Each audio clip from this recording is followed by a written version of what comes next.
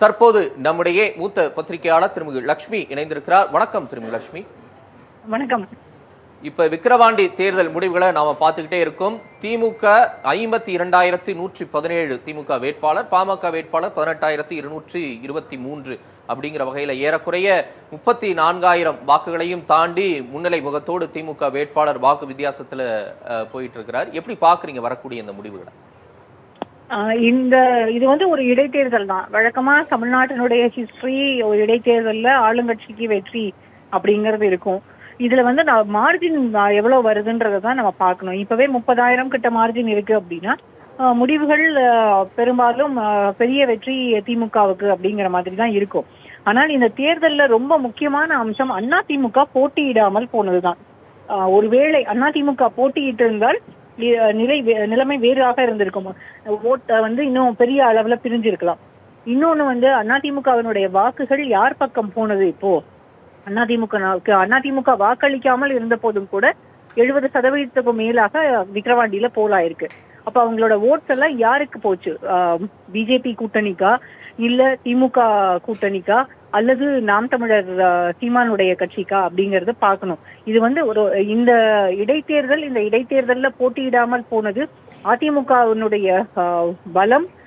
இங்க அவங்களுடைய பலத்தை அவங்க டெஸ்ட் பண்ண முடியல. இன்னொன்னு லோக்சபால அவங்களோட நம்பர்ஸும் ரொம்ப குறைஞ்சிருக்கு. நிறைய இடங்கள்ல, அதாவது நிறைய அசம்பிளி கான்ஸ்டிடுவன்சிஸ்ல அவங்களுடைய டெபாசிட்டே இல்லாம போயிருக்கு. அப்போ அதிமுக ஏற்கனவே அவங்கள உள்ளுக்குள்ள மீட்டிங்ஸ் எல்லாம் நடந்துட்டு இருக்கு. இப்ப 2-3 நாட்களாக எடப்பாடி பழனிசாமி அவர்கள் மீட்டிங்ஸ் நடத்திட்டு இருக்காங்க. இதுக்கப்புறம் இந்த விக்கிரவாண்டி தேர்தலுக்கு பிறகு திரும்பவும் ஏடிஎம்கே ஓட்ஸ் யார் பக்கம் போச்சு, ஏன் போச்சு, போட்டியிடாததுதான் காரணமா அப்படின்ற, இன்னொன்னு ஏன் திமுகவுக்கு வாக்களித்தார்கள், இல்ல அதிமுகவுக்கு ஏன் வாக்களித்தார்கள் அப்படிங்கறதையும் அவங்க பார்க்க வேண்டியிருக்கு. விக்கிரவாண்டி பைபோல் டிஎம்கேக்கு விக்டரி, பிஜேபி கூட்டணி 2வது இடம், சீமான் போட்டியிட்டது, இது எல்லாத்தையுமே தாண்டி அதிமுகவினுடைய அரசியல் பாதையை அவர்கள் தீர்மானிக்க வேண்டிய ஒரு கட்டாயம் இந்த தேர்தல் ஒரு பாடமாக அவங்களுக்கு இருக்கும்னு நான் நினைக்கிறேன். இப்ப இன்னொரு சில விஷயங்கள், குறிப்பா கள்ளக்குறிச்சி விஷச்சாராய மரணங்கள், அதுக்கப்புறம் சட்டம் ஒழுங்கு குறித்த விமர்சனங்கள் ரொம்ப அதிக அளவுல எழுந்தது. குறிப்பா பாட்டாளி மக்கள் கட்சி இன்னும் அடுத்த கட்டமா வன்னியருக்கான உள்ளிட ஒதுக்கீடு, சமூக நீதி விஷயங்களை எல்லாம் எடுத்தாங்க. இந்த 3 மிக முக்கியமான காரணிகளை கடந்து திமுக இந்த அளவுக்கு ஒரு முன்னிலை முகத்தை பெற்றிருக்கிறது அப்படின்னா அதை எப்படி பார்க்கலாம்? ஏன்னா RS பாரதி நம்மகிட்ட தொலைபேசியில பேசும்போது மக்கள் எங்க மேல வச்சிருக்கக்கூடிய நம்பிக்கையை இது காட்டுது அப்படின்னு. அப்ப இந்த விமர்சனங்களுக்கான பதிலா மக்கள் எதை கொடுத்திருக்கிறாங்கன்னு புரிஞ்சுக்கலாம்.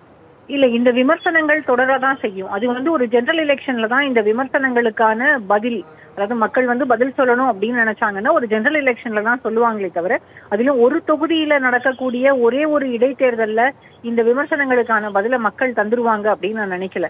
இன்னும் சொல்ல போனோம்னா திமுக அரசாங்கம் இந்த 3 ஆண்டுகள், அதாவது கிட்டத்தட்ட 2021க்கு பதவியேற்ற பிறகு முதல் ஓராண்டு 1.5 ஆண்டு காலம் அவர்களுடைய செயல்பாடும் இப்ப இருக்கக்கூடிய செயல்பாடும் வேறு விதமாக இருக்கிறது. அவங்க எவ்வளவுதான் வெல்ஃபேர் ஸ்கீம்ஸை அவங்க செயல்படுத்திக்கிட்டே இருந்தாலும் நிறைய விமர்சனங்கள் வர தொடங்கி இருக்கு. அதுவும் குறிப்பாக இந்த கள்ளக்குறிச்சி ஹூஜ் ட்ராஜடியா இருக்கட்டும், இல்ல ஆம்ஸ்ட்ராங்கினுடைய மரணமாக இருக்கட்டும், ஆம்ஸ்ட்ராங் கொல்லப்பட்டதாக இருக்கட்டும், இல்ல மற்ற இடங்கள்ல நடந்த அரசியல் கொலைகளாக இருக்கட்டும், இல்ல வழிப்பறி, எல்லாமே பெரிய அளவுல அது டிஎம்கேக்கு டேமேஜை உண்டு பண்ணி தான் இருக்கு. அது இல்லைன்னா சொல்ல முடியாது.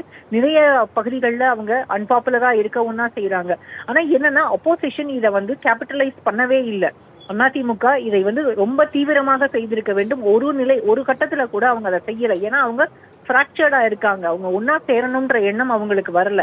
ஒரு அரசாங்கம் இருக்கு, அவங்க செயல்படுறாங்க இல்ல அப்படிங்கறத தாண்டி எதிர்கட்சிகளுடைய விமர்சனம் ரொம்ப முக்கியமா இருக்கணும். அதுவும் அப்போசிஷன் ரொம்ப கிரிட்டிக்கலா இருக்கணும். அதுதான் டெமோக்ரஸிக்கு ரொம்ப நல்லதா இருக்கும். திமுக செயல்படுறாங்க, செயல்படலை, அவர்கள் மீதான விமர்சனங்கள், இது எல்லாத்தையும் தாண்டி அதிமுக இங்க செயல்பட்டிருக்க வேண்டும் அப்படிங்கிறது தான் என்னுடைய பார்வை.